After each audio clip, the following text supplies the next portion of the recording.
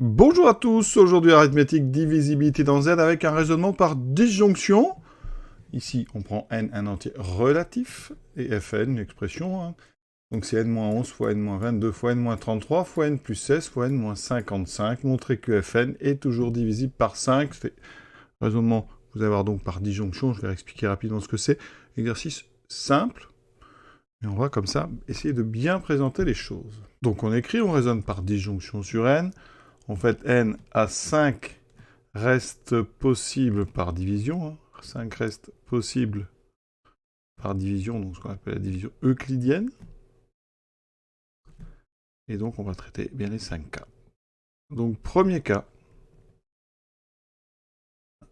déjà 5, donc est un multiple de 5. Le reste est nul, donc n, est un multiple de 5, donc n est égal à 5k avec k appartenant à z. Je rappelle que les multiples de 5, les nombres divisibles par 5, eh bien, ce sont des nombres qui peuvent s'écrire 5 fois un entier relatif. Donc ici, regardez, il va falloir montrer que fn, on peut le factoriser par 5 avec un entier dans la parenthèse, donc n-11. Alors, regardez.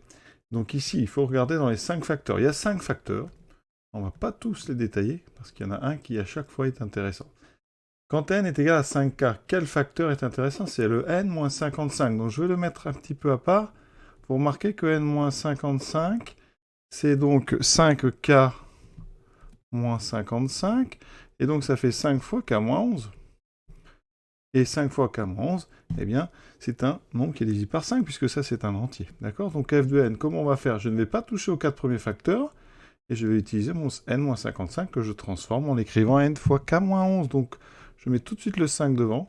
Ensuite, je vais recopier dans l'ordre n-11, n-22, n-33, n plus 16, et j'ai factorisé ici, il me reste donc uniquement k-11.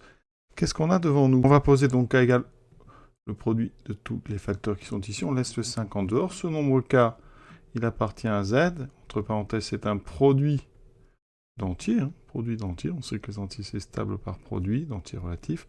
Donc, mais ça veut dire qu'il existe grand K appartenant à Z, tel que Fn s'écrit 5 fois grand K, et ça c'est exactement l'écriture d'un nombre divisible par 5, donc Fn est divisible par 5, donc 5 divise Fn. Et on a terminé, vous voyez, le premier cas. Donc le deuxième cas, on va prendre reste par la division égale à 1, et ensuite reste par la division égale à 2, etc. Donc regardez, deuxième cas, ça va vraiment ressembler. Donc n s'écrit k plus 1 avec k appartenant à z. Dans ce cas-là, dans les 5 facteurs, lequel peut nous intéresser? Donc, je rajoute plus 1. Donc ici, on a 5 moins 11 plus 1, ça c'est pas mal. Regardez, si je fais n moins 11, combien vaut n moins 11? Alors, je vais l'écrire tout de suite d'une autre couleur. n moins 11 vaut combien? Ça vaut 5 plus k plus 1 moins 11. Et ça, c'est très bien parce que 1 moins 11, ça fait moins 10. Et je peux factoriser par 5 avec, ce qui est important ici, un entier. Donc vous voyez, cette fois-ci, on va écrire f sous la forme f de n, c'est un n, sous la forme 5, je prends le 5 qui est ici, il est en première position, donc j'aurai ceci, et je réécris les 4 autres facteurs sans y toucher. Je sais que ce sont de toute façon des entiers, donc ils ne me gênent pas du tout. Donc comme dans le premier, eh bien on va poser, donc grand K égale le produit des 5 facteurs qui sont ici. Ce sont tous des facteurs entiers, des soustractions à l'entier. Donc ce produit est un entier. Un K appartient à Z pour les mêmes raisons que dans le premier cas. Et là, la conclusion est la même. Donc, eh bien, il existe K appartenant à grand Z tel que f de n égale 5 fois grand K. Et donc, 5 divise encore f de n. Vous voyez que les 3 autres cas, il en reste 3. Ça va se passer exactement de la même façon. Il faut juste trouver quel facteur va nous amener donc un 5. Donc là, on va accélérer un petit peu. Troisième cas, n égale 5k plus 2. Le reste par division par 5 est 2. Alors je vais faire le même raisonnement. Par contre, je vais indiquer quand même quel est le facteur qui est intéressant. Donc je rajoute 2, vous voyez. Dans ce cas-là, n-22 vaut 5k plus 2 moins 22. Il me reste 5k moins 20. Et ça, je peux le factoriser par 5. Alors on peut tout factoriser par 5. Il faut bien comprendre. Ce qui est important quand vous factorisez par 5, c'est d'avoir ici 2 facteurs entiers. Donc ça doit appartenir à z à chaque fois. Vraiment, c'est ça qui fait la différence, parce qu'on peut tout factoriser par 5. ici, ben voilà, avec ce nombre-là, ben vous avez exactement la suite est identique. Donc, quatrième cas, le reste est 3. Donc, on va dire raisonnement analogue avec, alors le terme qui m'intéresse cette fois-ci, c'est le n-33. n-33, ça fera donc 5k plus 3 moins 33. Il faut bien quand même faire les calculs, moins 30. Et je peux encore le factoriser par 5. Et là, j'ai un k moins 6, effectivement, encore une fois.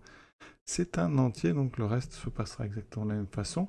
Quatrième et dernier cas, n égale 5k plus 4, avec toujours k appartient à z. Donc il n'y a qu'un facteur qu'on n'a pas encore bien géré, c'est le n plus 16. Donc regardez ce qui se passe.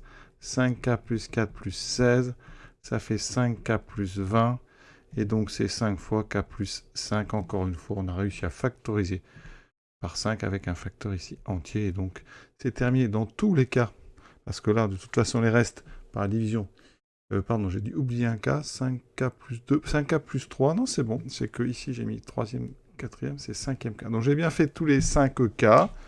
Donc la disjonction est complète. Donc on peut faire la conclusion. On va donc dire que quel que soit n appartenant à grand Z, quel que soit le reste par la division par 5, eh bien, f de n est divisible par 5. Donc si vous voulez écrire tout ça, on met ceci 5 divise f de n et l'exercice est terminé. C'est un exercice simple pour apprendre à présenter des résultats et accélérer un petit peu quand on sent que les choses se passent exactement de la même façon. Par exemple, au moment où j'ai écrit raisonnement analogue. Donc c'est à vous un petit peu de sentir les choses.